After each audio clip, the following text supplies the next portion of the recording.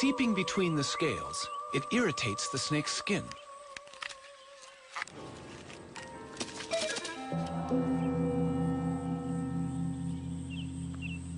Woodpeckers 1, corn snakes nothing. Australia, home to the most venomous snakes in the world. In these cane fields lives one of the most deadly. But why do snakes need venom?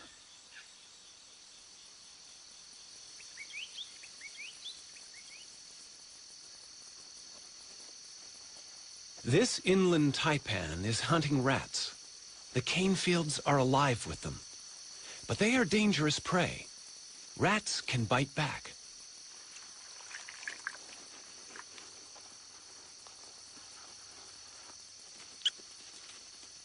A snake's head contains all its sensory equipment: eyes, taste, smell, brain. And the head is vulnerable.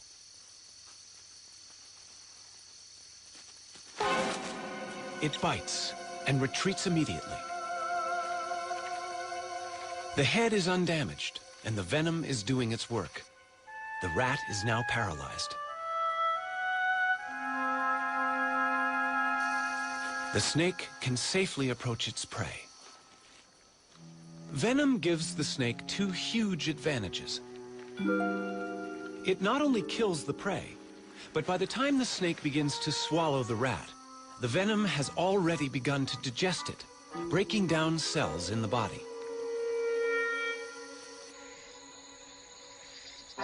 The venom in a baby snake can be even more powerful than the adults.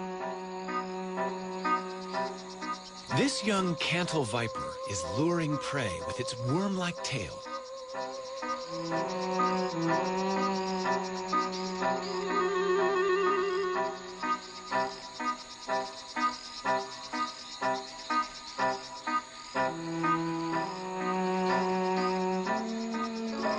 The frog is deceived by the enticing movements.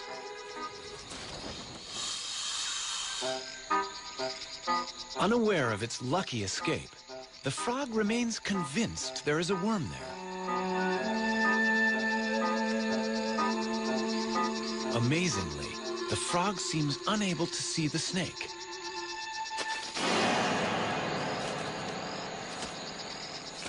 The venom acts quickly, subduing the frog. The young viper catches mainly amphibians, but as it grows older, the chemistry of its venom will change to suit other prey.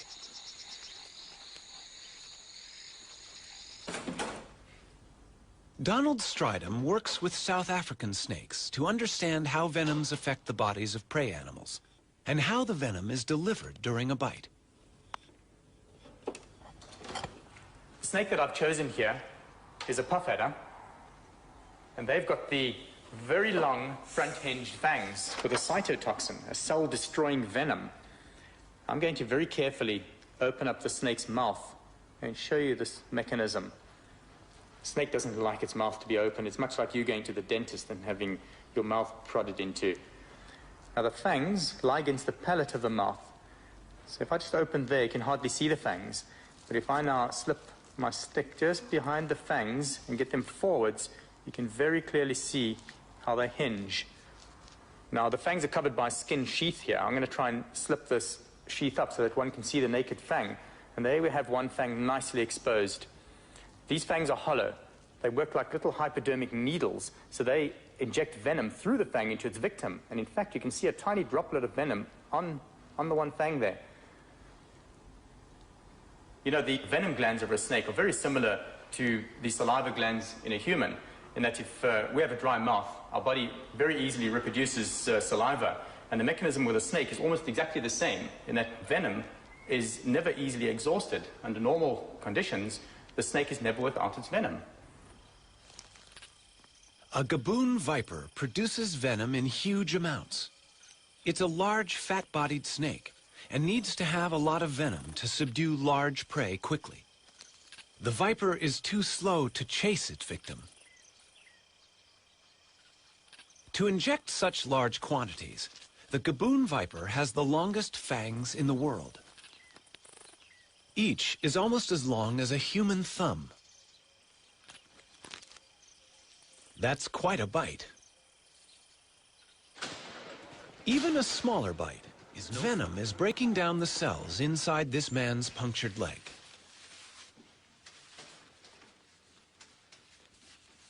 He's not feeling too bad now, but measurements show his leg is swelling fast, a sign that the snake injected a potentially fatal hit of venom. Blood vessels are rupturing. Fluid is accumulating as tissues break down. Only the correct antivenom can stop the process before vital organs are damaged. Antivenom is a specially prepared fluid, a serum containing antibodies, proteins that will neutralize the venom in the snakebite. The patient has survived the night, but the tissue damage continues for a while. There is still venom present. Although snakes are not trying to kill us, it's worth knowing how some of them bite. The next snake that I have here, it's Africa's most venomous snake. And this is a boomslang. It has drop for drop the strongest venom of any snake in Africa, more so than a black mamba or any of the cobras.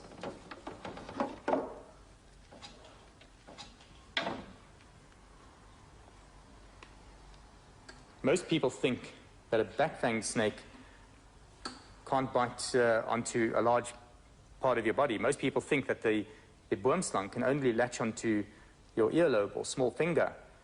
Whereas you can see here, this is not true, in that the whole head of the snake is divided in half by its mouth. And they can open that mouth up to about 120 degrees. And with the mouth that wide open, they could very easily bite you on the flat of your hand or the top of your leg, wherever it pleases. If you were bitten by this snake, you would literally bleed to death. So what's going to happen to you is that you're going to bleed into your heart, into your stomach, into your bowels. You're going to be urinating blood, defecating blood, and it's really a horrific way to die. This poor frog is about to be the victim of a vine snake in Central America. This snake is also back-fanged, just like the boomslang. Fortunately for small prey, death comes quickly.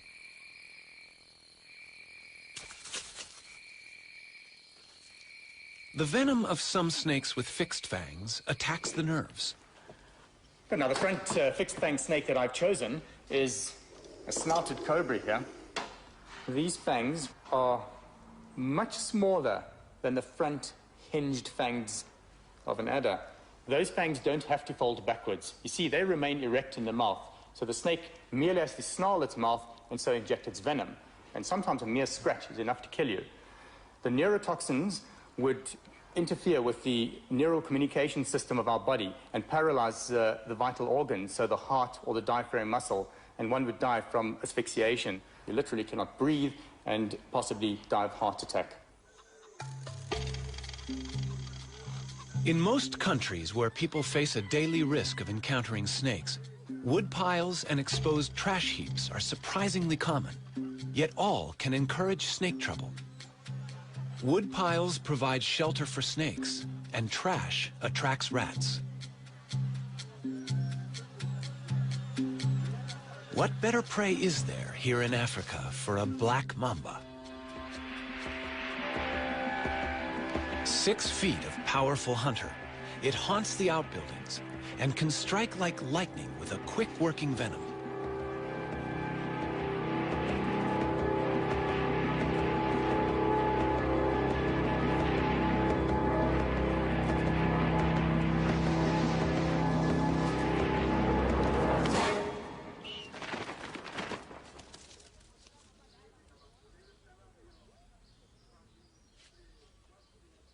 To a black mamba, this bungalow is just another place where